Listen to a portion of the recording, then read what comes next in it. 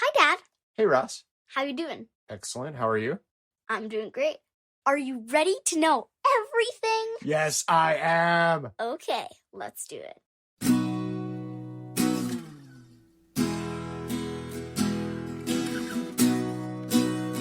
Today, I have a theory about movies. What is it? Well, my theory is that when it comes to movies, it's better to not know how they were made. What do you mean? Well, one time when I was about 7 years old, I bought this book on this movie I liked, which told me about all the behind-the-scenes things and how they switched it around and how they did the sets and stuff. Was this the Wimpy Kid one? Yeah. Then, when I watched the movie, I was miserable because I couldn't stop myself from wondering, I wonder how did they do that? Did they use the triple set? Or, oh, I know that guy in the church hat's really the director. By knowing how it was really made, it made it all seem fake. Yeah. If you know that some part of it's are fake, then it's just really hard to believe it's real. And you keep thinking, I wonder how they did that. Did they switch it? Is that why they only have the camera on one person to distract us for the next person that's climbing up the fake ladder? And it just makes you think it's fake, which it is, but one of the whole points of movies is to make you think it's real, to make you feel like it's real. So for me, I feel like it's better to just watch not knowing. I remember that you and me and Grandma and Grandpa and Aunt Lucia went to visit New York once. And we went on a tour of NBC, the TV network. And they showed us where they shoot a show called Saturday Night Live. And they showed us where they do all the evening newscasts. And what was crazy to me was how teeny all the spaces were.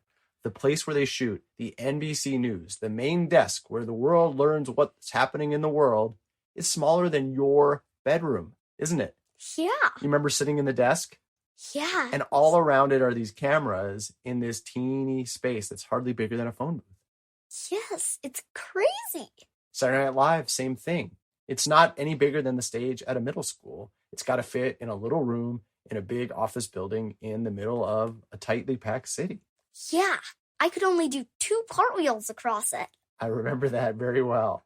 So how does that make you think about the news? Is it inspiring in a way? Even though it makes movies feel fake, does it make you realize, gosh, even if I have a teeny space, no bigger than my bedroom, I can make something that looks as big as Saturday Night Live or the NBC Nightly News? Yeah, I think it's a little bit of both.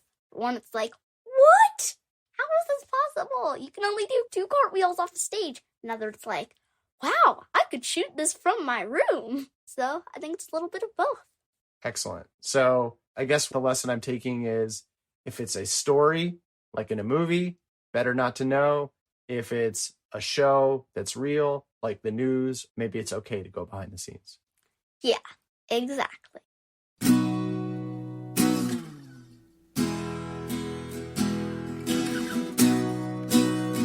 Are you ready for today's poem? I sure am.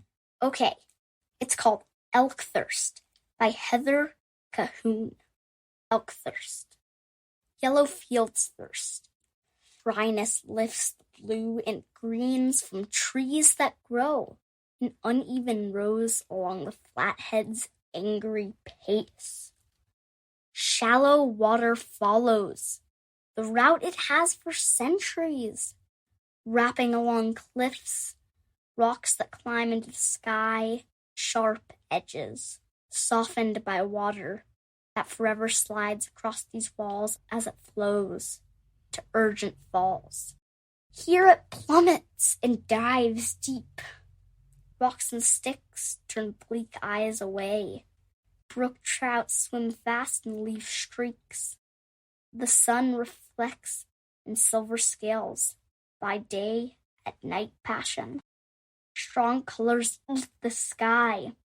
When elk steps into the blurred water and drinks, his thoughts improbable. He looks and drinks the sky. Amazing images in that poem. You are so there, aren't you? Oh, yes, you are. Down to the blurred water to the elk. Do you want to read it? I'd love to. Elk Thirst by Heather Cahoon. Yellow fields thirst. Dryness lifts the blues and greens from trees that grow in uneven rows along the flathead's angry pace. Shallow water follows the route it has for centuries, wrapping around cliffs, rocks that climb into the sky, sharp edges softened by water that forever slides across these walls as it flows to urgent falls. Here it plummets and dives deep. Rocks and sticks turn bleak eyes away. Brook trout swim fast and leave streaks. The sun reflects in silver scales by day, at night passion. Strong colors eat the sky. One elk steps into blurred water and drinks. His thoughts improbable. He looks and drinks the sky. Isn't that such an amazing poem? Strong colors eat the sky. Let's start there. How do you see a sunset when you hear that? Well, I see it as bold, as beautiful, as daring, as covering the sky. And what does it mean earlier on when it says yellow fields thirst and dryness lifts the blue and greens from trees? Well, I think that maybe it hasn't rained for a while. Yeah. Plants are thirsty. The plants are thirsty and the animals are thirsty too. Meanwhile, there is this river that's been going by for centuries, right? The Flathead. Yeah. The shallow water. And the elk steps into that and drinks. And then it says, he looks and drinks the sky. What do you think that means? I think that means, to me, kind of means like drinking in the sky, seeing all the colors and being so happy. He's found water and the sky is beautiful and he drinks it in. And I think of something else too. Think about water. What does it do? It reflects. So probably reflected in the water, if it's going slow enough, if it's shallow enough, are the colors of the sky. So he's drinking clouds. the sky. Yeah. Does this poem make you feel thirsty or does it make you feel quenched? Thirsty. I'm going to get some water, drink it, and maybe drink the sky too.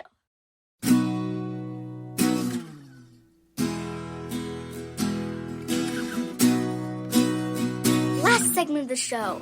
Do you have a vexing question for me? I do have a vexing question for you. 100 years ago, women got the right to vote in this country. The first election women could vote was in 1920, and it's 2020 today. And I've heard, though, that women now vote in greater numbers than men, at least in the presidential elections. So what I want to know is that true? And if so, when did women voters start being greater than male voters? Okay, I'll look it up and get back to you.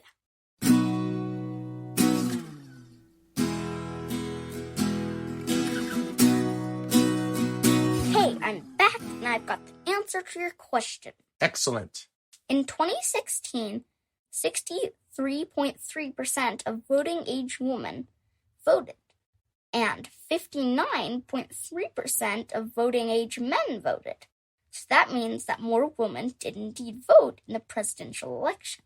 Way more, because there's more women than men. Let me look at your chart for a second. Oh, wow. It's almost 10 million more women voting than men. Wow. Isn't that crazy? However, it wasn't always like that. If you look back a few decades ago, like to 1964, 67% of voting age women voted, and 71.9% of voting age men voted. So men used to be more likely. What was the year that first switch? What was the first, say, presidential election where a higher percentage of women voted than men? It was in 1980. Okay, 1980. So close to right when I was born, that's when women started taking over at the polls. Yep, women outvoted men then, and I've been the majority of voters ever since. You Must Know Everything was produced by me, Rasa Smith, and him, Jeremy Smith. And the amazing music was by Furniture. Learn more and submit your own vexing questions at our website, youmustknoweverything.com. Subscribe via Apple Podcasts, Android, Spotify, or however you like to listen, and hear dozens of previous episodes for free.